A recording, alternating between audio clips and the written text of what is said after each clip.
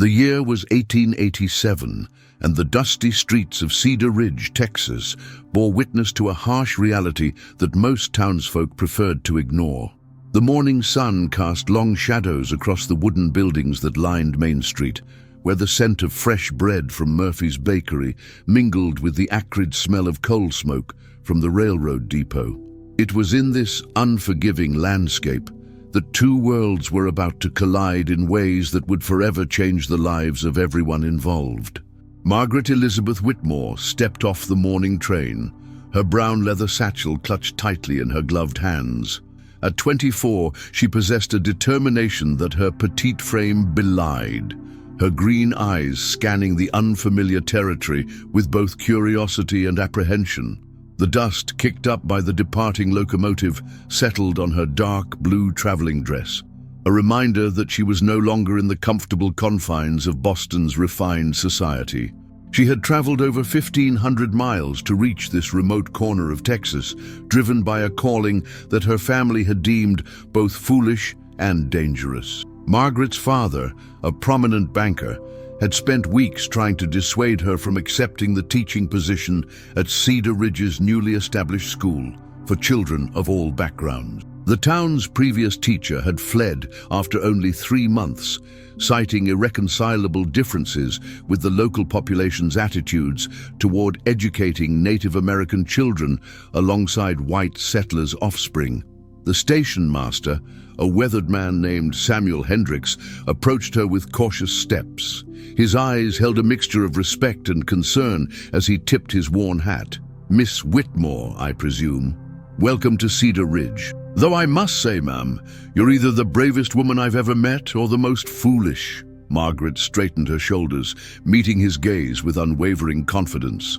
"I prefer to think of myself as determined, Mr. Hendricks. I've come here to teach children, regardless of their heritage or circumstances." Hendricks shook his head slowly, his expression growing somber. "Ma'am, you'll find that noble intentions don't always translate to practical solutions out here. This town has seen its share of trouble, especially when it comes to mixing different folks together." As they walked toward the main street, Margaret observed the town's inhabitants going about their daily routines. Women in long skirts and bonnets hurried between shops, their conversations hushed when they noticed the newcomer. Men in dusty work clothes and cowboy hats paused their discussions to stare at the young woman from the east, their expressions ranging from curious to skeptical. The schoolhouse stood at the edge of town, a modest wooden structure with a bell tower that had seen better days. Its white paint was peeling in places, and the steps creaked ominously under Margaret's feet as she approached the building that would become her second home. Inside, rows of simple wooden desks faced a blackboard that bore the scars of previous lessons, while afternoon sunlight filtered through windows that desperately needed cleaning. Margaret spent her first week preparing lesson plans and organizing the classroom, but it wasn't until the following Monday that she truly understood the magnitude of the challenge she had accepted. The children who arrived that morning represented a cross-section of Cedar Ridge's complex social hierarchy. There were the children of successful merchants and ranchers, dressed in their finest clothes and carrying leather satchels filled with new books and supplies. Then there were the children of struggling homesteaders, their clothes patched but clean, their eyes bright with the hope that education might offer them opportunities their parents had never known. But it was the group that arrived last that drew the most attention and whispered comments from the other students. 5 Native American children walked silently into the classroom, their movements careful and measured, as if they were constantly prepared for rejection or worse. Among them was a girl who would soon capture Margaret's attention and concern in ways she had never anticipated. Ayana was 12 years old, though the hardships of her young life had aged her beyond her years. Her dark hair was braided simply down her back, and she wore a faded cotton dress that had clearly been made for someone much larger. Her feet were bare, a detail that Margaret noted with growing concern as the autumn weather grew colder each day. But it was Ayana's eyes that truly caught Margaret's attention, dark brown orbs that held a mixture of intelligence, wariness, and a deep sadness that no child should ever have to carry. The girl's presence in the classroom created an immediate tension that Margaret had not fully anticipated. Several of the white children's parents had already expressed their displeasure at having their offspring educated alongside Native American children, but Ayana seemed to attract particular hostility. Margaret soon learned that the girl was not just any Native American child. She was the daughter of a Comanche warrior who had been killed during one of the last conflicts between the tribe and local settlers 3 years earlier. During recess on that first day, Margaret watched through the window as Ayana sat alone under a large oak tree while the other children played in segregated groups. The white children kept to one area of the schoolyard, while the other Native American children formed their own small circle near the fence. Ayana remained apart from everyone, her attention focused on a small wooden carving that she turned over and over in her hand. Margaret's first instinct was to approach the girl and encourage her to join one of the groups, but something in Ayana's posture suggested that solitude was a choice rather than a punishment. There was a dignity in her isolation that commanded respect, even from someone as young as 12. As the days passed, Margaret began to observe patterns in Ayana's behavior that both impressed and concerned her. The girl was undoubtedly intelligent, grasping mathematical concepts and reading assignments with remarkable speed. Her handwriting was neat and careful, and she approached each lesson with a seriousness that put many of her classmates to shame. Yet she never volunteered answers, never raised her hand, and spoke only when directly addressed. It was during the second week of school that Margaret first noticed the subtle signs of malnutrition that Ayana tried so desperately to hide. The girl's clothes, already too large, seemed to hang even more loosely on her small frame. During lunch, when other children unpacked sandwiches and apples from home, Ayana would quietly excuse herself and disappear until afternoon lessons began. Margaret's concern deepened when she realized that Ayana was not simply skipping lunch by choice. The girl was hungry, profoundly, consistently hungry, but too proud to accept charity and too isolated to ask for help. This discovery prompted Margaret to begin packing extra food in her own lunch basket, casually offering portions to Ayana under the pretense of having prepared too much for herself. The breakthrough in their relationship came during a particularly challenging arithmetic lesson in late September. Margaret was working through a complex problem on the blackboard when she noticed Ayana's head drooping with exhaustion. The girl's eyes were glassy, and she swayed slightly in her seat before catching herself and straightening up with visible effort. After dismissing the other students for the day, Margaret approached Ayana's desk with a gentle expression. "Would you mind staying for a few minutes? I could use some help organizing these papers." Ayana looked up with surprise, her dark eyes searching Margaret's face for any sign of deception or ulterior motive. After a long moment, she nodded silently and began gathering the scattered worksheets from other students' desks. They worked in comfortable silence for several minutes before Margaret spoke again. "You're very bright, Ayana.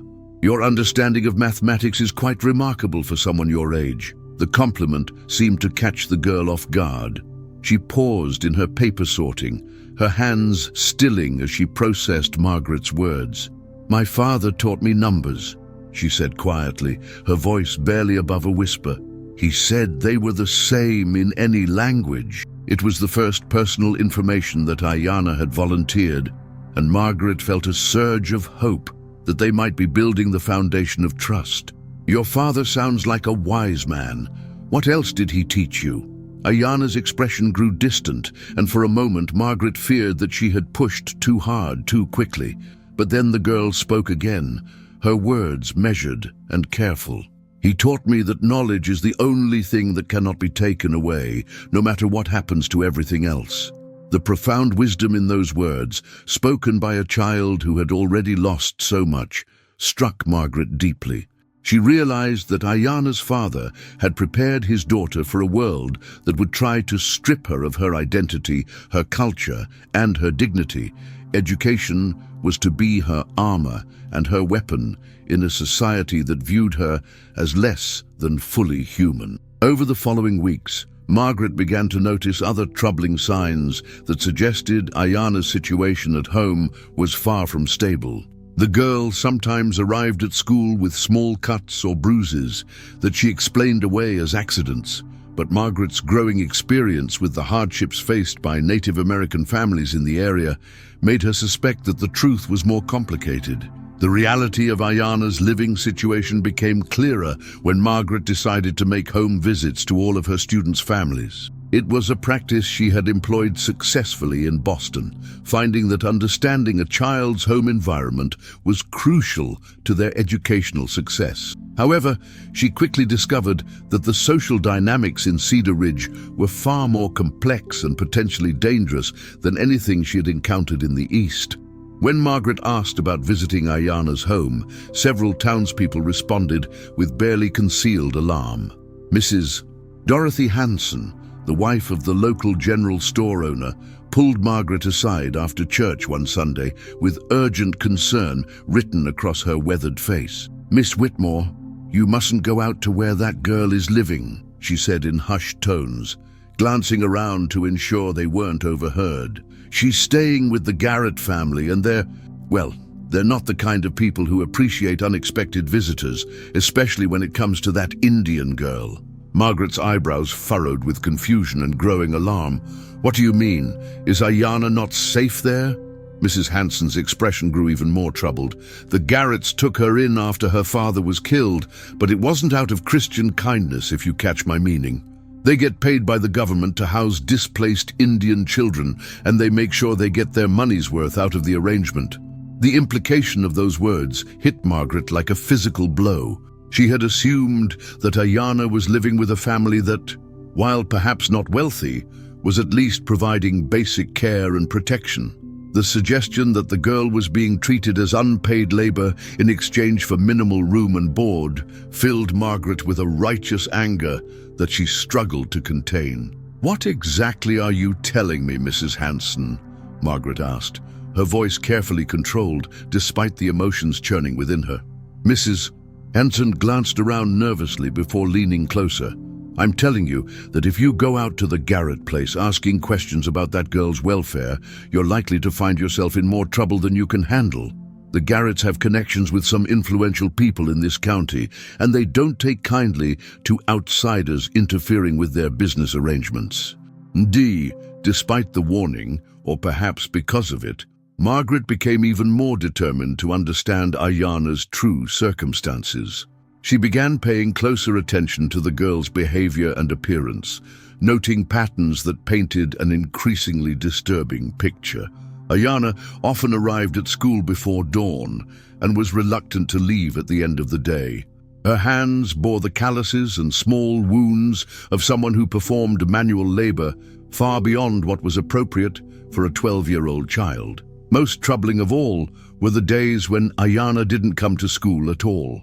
These absences seemed to follow no particular pattern, but Margaret began to suspect that they coincided with times when the Garrett family needed extra help with their farming or household duties. The girl never offered explanations for these absences, and her demeanor on the days following them was always more withdrawn and cautious than usual. It was during one of these periods of absence that Margaret made a decision that would change everything. Unable to concentrate on her lessons while worrying about Ayana's welfare, she decided to disregard Mrs. Hanson's warnings and pay an unannounced visit to the Garrett homestead. The Garrett property lay 5 miles south of Cedar Ridge, accessible only by a narrow dirt road that wound through scrub brush and rocky terrain. Margaret borrowed a horse and buggy from the livery stable, telling the owner that she was visiting one of her students' families. The proprietor, an elderly man named Jake Morrison, gave her directions, but echoed Mrs. Hanson's warnings about the Garrett's reputation. "They're hard people, miss," he said as he helped her into the buggy. been through some tough times, lost their oldest boy to fever a few years back, and it changed them. They see the world as a place that owes them something, and they're not particular about how they collect what they think is due. The journey to the Garrett homestead took Margaret through some of the most desolate landscape she had encountered since arriving in Texas. The October heat was oppressive, and dust clouds stirred up by the buggy's wheels created a haze that made distant objects shimmer like mirages. As she traveled deeper into the countryside, Margaret passed abandoned homesteads and failed farms, grim reminders of how difficult life could be for those who lacked the resources or connections to succeed in this harsh environment. When the Garrett property finally came into view, Margaret's heart sank at what she observed. The main house was a modest wooden structure that showed signs of neglect, with a sagging porch and windows that hadn't been cleaned in months. Several outbuildings surrounded the house, including a barn that leaned precariously to one side and a chicken coop that appeared to be held together more by hope than by nails. But it was the sight of a small figure working in the vegetable garden behind the house that truly captured Margaret's attention. Even from a distance, she recognized Ayana's distinctive braid and the determined set of her shoulders as she bent over rows of wilted plants, pulling weeds under the blazing afternoon sun. Margaret's approach did not go unnoticed. A large man emerged from the barn, his shirt stained with sweat and his expression immediately hostile as he recognized that his visitor was a stranger. Thomas Garrett was in his 40s, with graying hair and the kind of weathered face that spoke of too many disappointments and too few victories. His wife, Elena, appeared in the doorway of the house, wiping her hands on a stained apron and squinting suspiciously at the approaching buggy. "You lost, lady?" Thomas called out as Margaret brought her horse to a stop near the front porch. His tone was not welcoming, and his posture suggested that he was prepared for trouble. Margaret climbed down from the buggy with as much dignity as she could muster, smoothing her skirts and straightening her hat before responding. "Good afternoon, Mr. Garrett. I'm Margaret Whitmore, the new teacher at Cedar Ridge School. I wanted to speak with you about Ayana." The mention of the girl's name caused both Thomas and Elena to exchange a look that Margaret couldn't quite interpret. It wasn't surprise exactly, but rather the kind of expression that passed between two people who had been expecting trouble and weren't disappointed to see it arrive. "What about her?" Eleanor asked, stepping down from the porch to stand beside her husband. She was a thin woman with prematurely grey hair and lines around her eyes that spoke of worry and hardship. "She been causing problems at that school of yours?" Margaret shook her head, choosing her words carefully. "Not at all. Actually, Ayana is one of my most dedicated students. I was concerned because she's missed several days recently, and I wanted to make sure everything was all right." Thomas's expression grew even more suspicious. "She ain't missed nothing important. Girls got responsibilities here, and sometimes those come before sitting in some classroom learning things that ain't gonna help her in the real world." The dismissive tone in his voice and the casual way he referred to keeping a child out of school to perform labor set Margaret's teeth on edge.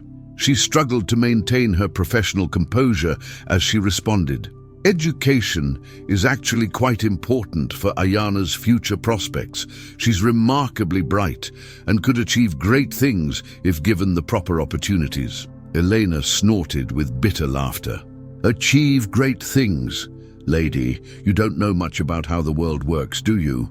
That girl's Indian, and around here that means she's got two choices: work hard and keep her head down, or cause trouble and face the consequences." It was then that Margaret noticed Ayana had stopped her weeding and was watching the conversation from across the yard. The girl's expression was unreadable, but Margaret could see tension in every line of her small body. There was something in Ayana's posture that suggested she was afraid, not of Margaret's presence, but of what might happen as a result of it. "I understand that life out here can be challenging," Margaret said, trying a different approach, "but surely you want what's best for Ayana's future. Education could open doors for her that might otherwise remain closed." Thomas stepped closer, his bulk casting a shadow over Margaret despite her attempts to stand tall.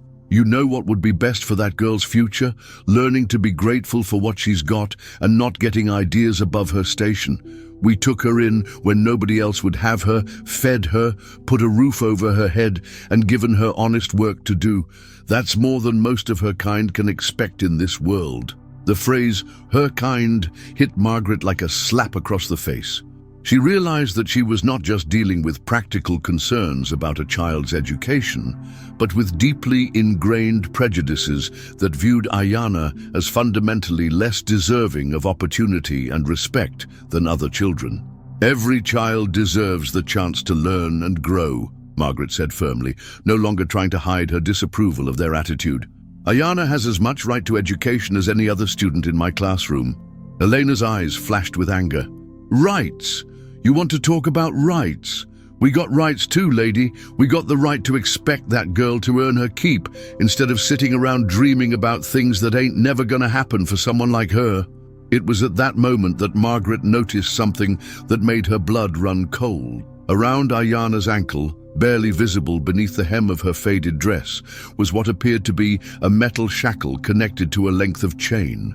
The chain extended across the garden to a post driven deep into the ground, allowing the girl enough range of motion to tend the vegetables, but preventing her from wandering far from her assigned work area. Margaret's breath caught in her throat as the full horror of the situation became clear. Ayana wasn't just being exploited as unpaid labor, she was being kept as a prisoner, chained like an animal to prevent her from escaping her circumstances. "Dear God," Margaret whispered, unable to hide her shock and revulsion. "You've chained her." Thomas followed her gaze and then looked back at Margaret with defiant aggression. "That girl tried to run off twice since she's been here. We can't afford to have her disappearing when we need work done, and we sure can't afford to have the government asking questions about where their Indian placement went. That chain keeps her safe and keeps us out of trouble." Margaret's mind reeled as she tried to process what she was hearing. The casual way that Thomas spoke about shackling a child, as if it were a reasonable solution to a practical problem, revealed a level of callousness that she had never encountered before. The girl who sat in her classroom each day, who worked so diligently on her lessons and showed such remarkable intelligence, was literally enslaved by the people who were supposed to be caring for her. "This is unconscionable," Margaret said, her voice shaking with emotion. "She's a child, not a piece of property. You cannot chain a human being like an animal." Elena stepped forward with fire in her eyes. "Lady, you better watch yourself. That girl ain't your concern, and what happens on our property ain't your business. You come out here acting all high and mighty, but you don't know nothing about what it takes to survive out here." Margaret looked across the yard at Ayana, who had resumed her weeding with mechanical motions, as if trying to disappear into her work and avoid drawing attention to herself. The sight of the proud, intelligent girl working in chains under the burning sun filled Margaret with a rage unlike anything she had ever experienced. "I'm making it my business," Margaret said quietly, but with steel in her voice. "No child should be treated this way, regardless of their heritage or circumstances." Thomas's face darkened with threat. "You need to get back in that buggy and drive away, teacher lady. And you need to forget what you think you saw here, because if you start causing problems for us, you're going to find out that life in Cedar Ridge can get real uncomfortable real fast." Margaret met his gaze without flinching, though her heart was pounding with fear and determination. "Are you threatening me, Mr. Garrett?" "I'm giving you friendly advice," Thomas replied. "The kind of advice that smart people take seriously." For a long moment, the two stared at each other across the dusty yard, while Eleanor watched with barely concealed hostility and Ayana continued her work with studied concentration. Margaret realized that she was at a crossroads that would define not only her future in Cedar Ridge, but her integrity as a human being.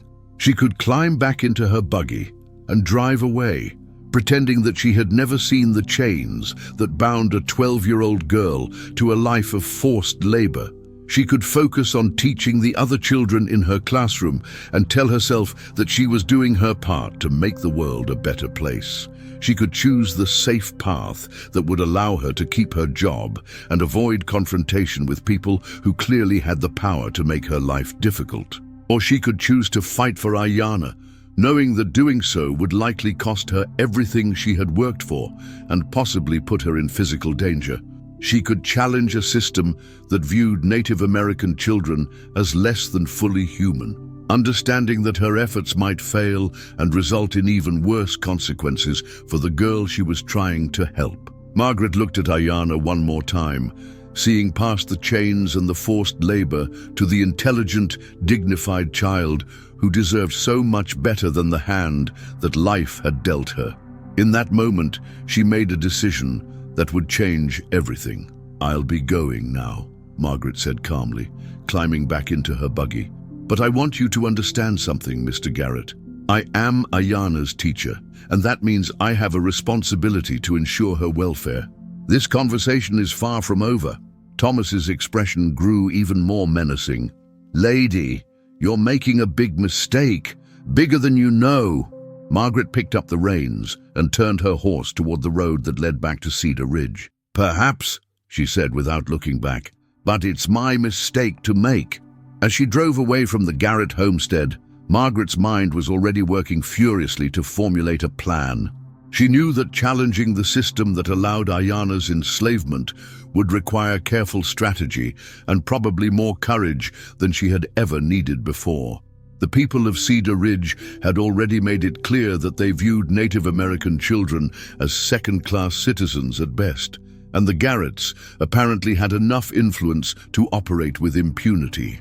But Margaret had not traveled 1,500 miles from Boston to back down from the first real challenge to her principles that she encountered.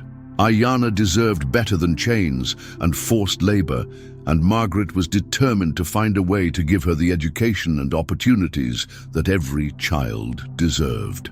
The ride back to town gave Margaret time to consider her options and the potential consequences of her actions. She knew that directly confronting the authorities about Ayanna's situation might backfire if those authorities were sympathetic to the Garrett's perspective. She also realized that her position as an outsider from the East made her particularly vulnerable to retaliation from people who viewed her as a threat to their way of life. By the time she reached the outskirts of Cedar Ridge, Margaret had begun to formulate a plan that would require both patience and cunning. She would need to build support among the more progressive members of the community while gathering evidence of the abuse that Ayanna was suffering. Most importantly, she would need to find a way to help the girl without making her situation worse in the short term. The sun was setting behind the dusty buildings of Main Street as Margaret returned the borrowed buggy to the livery stable.